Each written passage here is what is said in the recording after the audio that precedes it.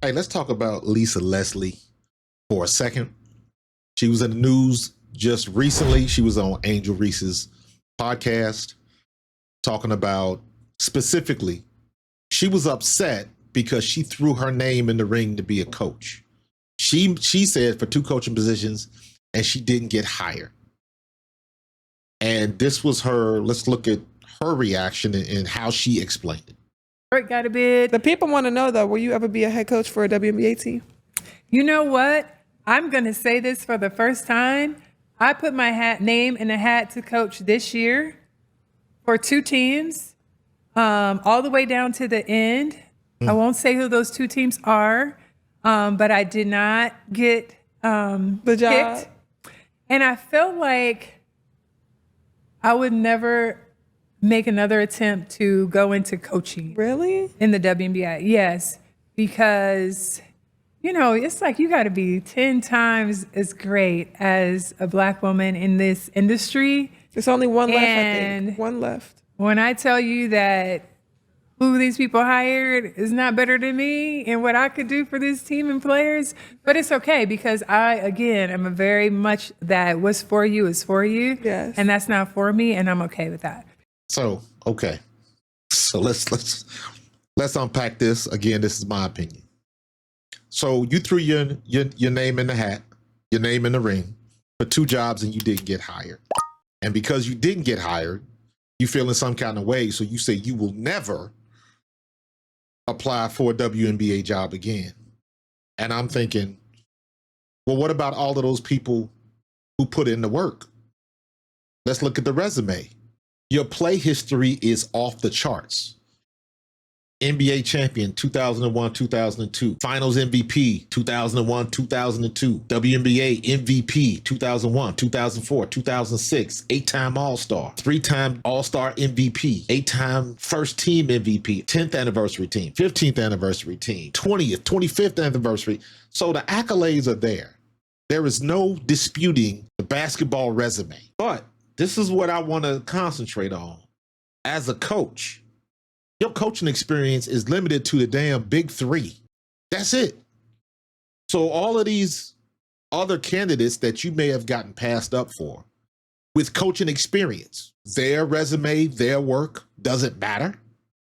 So just because you were a great player automatically means you're going to be a great coach? Absolutely not. Absolutely not.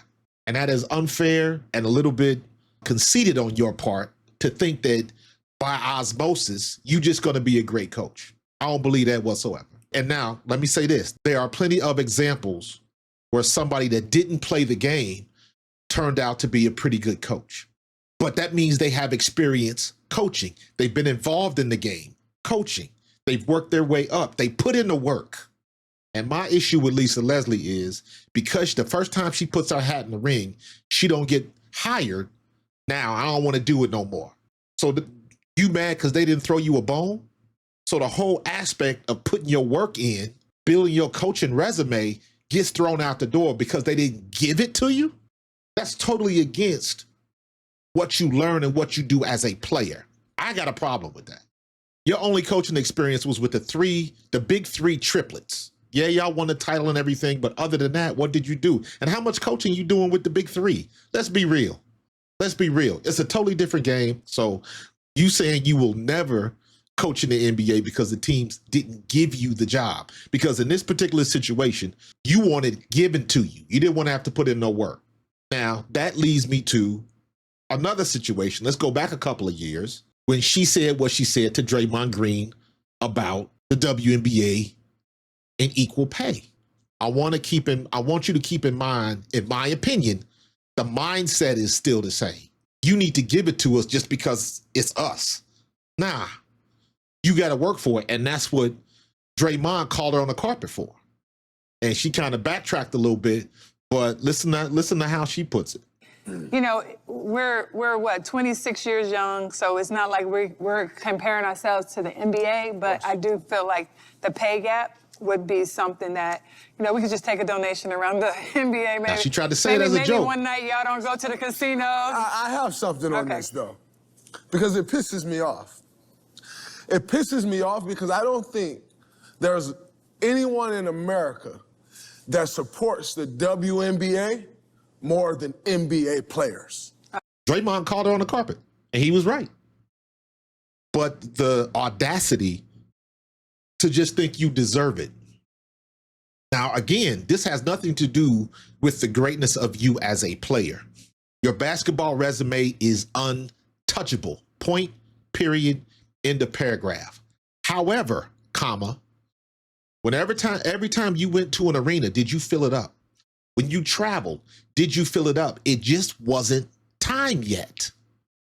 And what it seems like is a lot of the old guard for the WNBA, they are very jealous and feeling some kind of way because this new crew with Caitlin Clark and Angel Reese and Rakea Jackson and Cameron Brink, they getting all the lights, they getting all the camera, the action, the endorsements, they getting all of the stuff that, yes, you guys built the foundation, but it wasn't ready.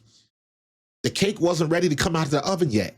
And you can't be feeling some kind of way because it wasn't your time. If you were so worried about coaching in the WNBA, why wasn't you trying to coach 4 or 5 years ago? Why didn't you get on somebody's roster to build up your resume so you do have a legitimate shot to be a coach? You can look at the situation with Teresa Weatherspoon. Was she a coach before? All right, let's look at Teresa Weatherspoon. And I'm just curious because I am not sure of her coaching resume. History, she played overseas, Final BC, champion, Westchester Phantoms, Louisiana Tech, associate head coach. So she was with Louisiana Tech from 2008 to 2014. She's with the Pelicans from 20 to 23. She was 4 years with the Pelicans, then with the Sky, and then you saw what happened with the Sky. But at least she has experience coaching. At least she got experience. And even somebody with the experience that Teaspoon had, she still made mistakes. And this is what it comes down to. The owners of the team, the ownerships, have the option to hire and fire who they want to. So obviously, whatever it is you thought you brought to the table as a coach wasn't enough to impress the ownership, because if it was, they would have hired you. But to see somebody of your stature say, I'm not going to coach, I'm never going to coach ever again in the WNBA because they didn't just give you a job, that's 180 degrees from what you do as far as work ethic and the things that you do as a player, as a professional athlete that's supposed to drive you to get to the next level. And I thought that was weak sauce. So if the only reason you don't want to coach in the league is because somebody didn't give you an opportunity, that's bull. I'm calling bullshit on it. Then they didn't need you as a coach anyway.